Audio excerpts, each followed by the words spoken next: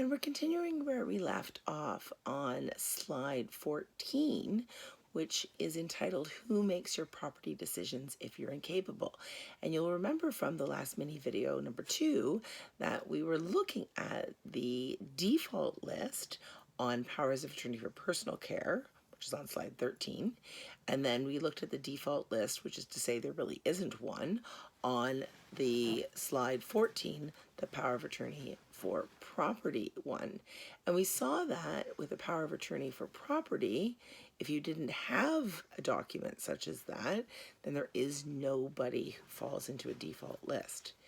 But who do you choose to be your substitute decision maker is perhaps one of the most important decisions that you can make. And I'm turning to slide 15 right now, which says, who do I appoint as an attorney? And on it, you'll see that there's some bullet points that say suitability and availability and monitors and alternate choices. And just kind of pulling those pieces apart. When we're thinking about suitability, often that can be distilled down to somebody who's reliable, somebody who has integrity, somebody who will do what they say they're going to do, and they have, if preferentially possible, a kind of a detailed-oriented mindset. The detail-oriented mindset is particularly important for people who are engaging as the power of attorney for property, because power of attorney for property has to keep entirely separate accounts from their own. So they're running entire separate books for the person that they're making decisions for. They cannot commingle account, and they often have to keep receipts, and in many cases they'll need to be able to present those receipts and those books for what's called an accounting if it's demanded by a court or by an interested party such as a family member. When it comes to power of attorney for personal care, or in the jurisdictions like BC and the Yukon and Nova Scotia, a representation agreement, we're looking for somebody who has an ability to navigate the social system and the healthcare system. So if they get easily overwhelmed or are afraid of doctors or faint at the sight of a hospital, it's probably not the person to choose.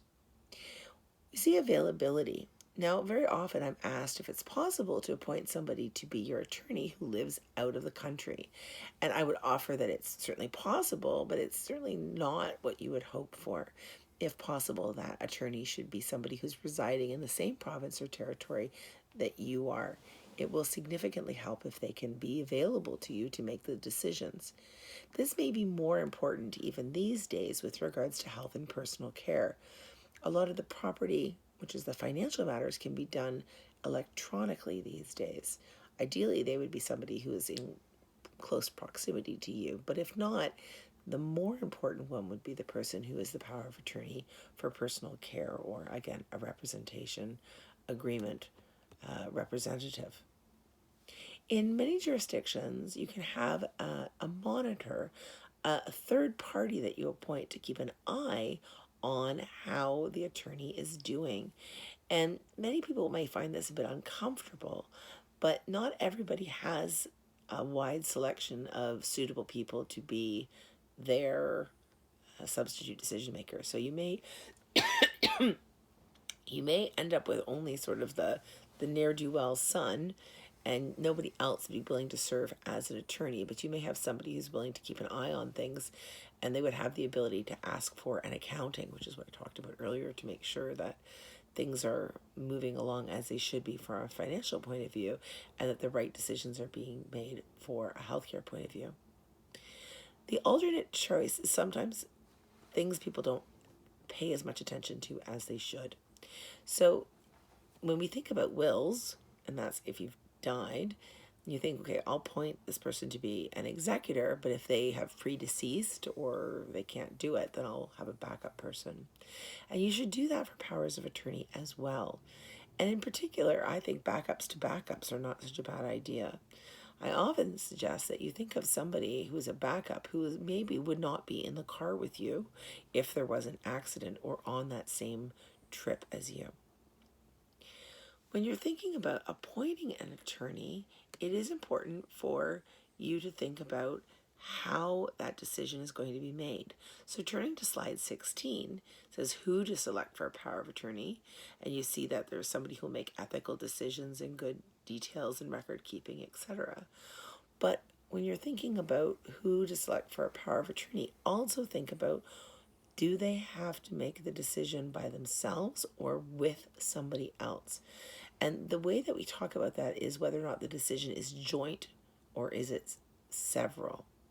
So if it's a joint decision, it means that the two of the people, if there are two appointed, let's call Jack and Jill, if Jack and Jill are appointed, they must make the decision together jointly.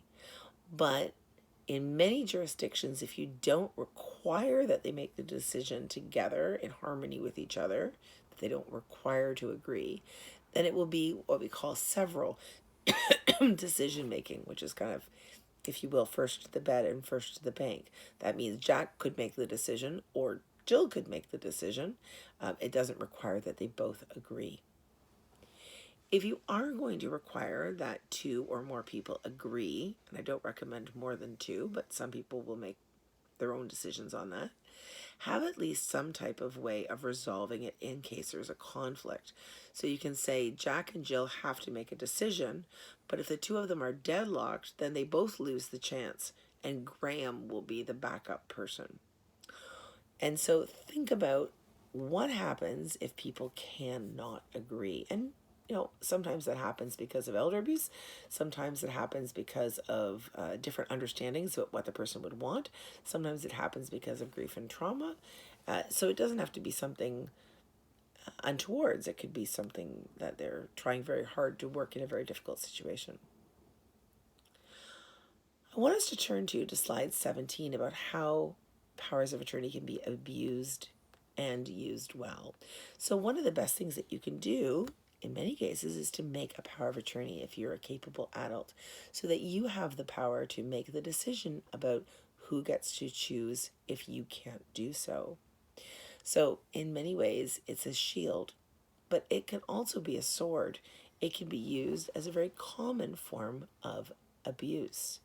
This is particularly true in the case of powers of attorney for property, where we know that joint accounts and powers of attorney are two of the most common forms of tools implemented in abusing an older person and taking their finances away inappropriately. It's not to say that a power of attorney for personal care, otherwise known as a rep agreement in the other jurisdictions, can't be used in this case as well. Certainly, the decisions around health and housing have often been used to pull somebody out of a safe environment and put them somewhere else. But it is something that you need to weigh out when you're making a power of attorney to ensure that the person that you choose is the very best person and that they have a good understanding about their roles and responsibilities. We have materials up in this course about the roles and responsibilities of a power of attorney, but it's also equally found on all of the websites of the public guardians and trustees in every jurisdiction in the country. You'll see that on slide 18, I said the power of attorney abuse is like a marriage. It's easy to get into, but it's hard to get out of. And when you're thinking about the role that an attorney plays, particularly with regards to finance, it really is stepping into the shoes of the person. While you can limit a power of attorney document to say you can only do X but not Y, or only withdraw a certain amount of money and so on, it's not usually done that way. It really typically is drafted to allow the person who's the attorney to do anything that the donor would do. So it's a wide swath of authority and can be used well and dangerously. The last two slides, slides 19 and 20, look at common myths.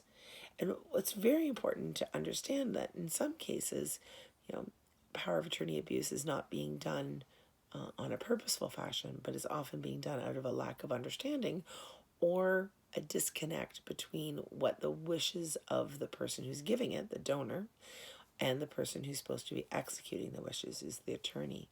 So you see here that common myths for the attorney, the person who is receiving the instructions, will say things like, well, they're not using the money, so I can just use it, or I don't care what she says, she gave me the power of attorney, so I'm going to override her authority, or I'm just going to inherit it anyway. It's my money that she's spending.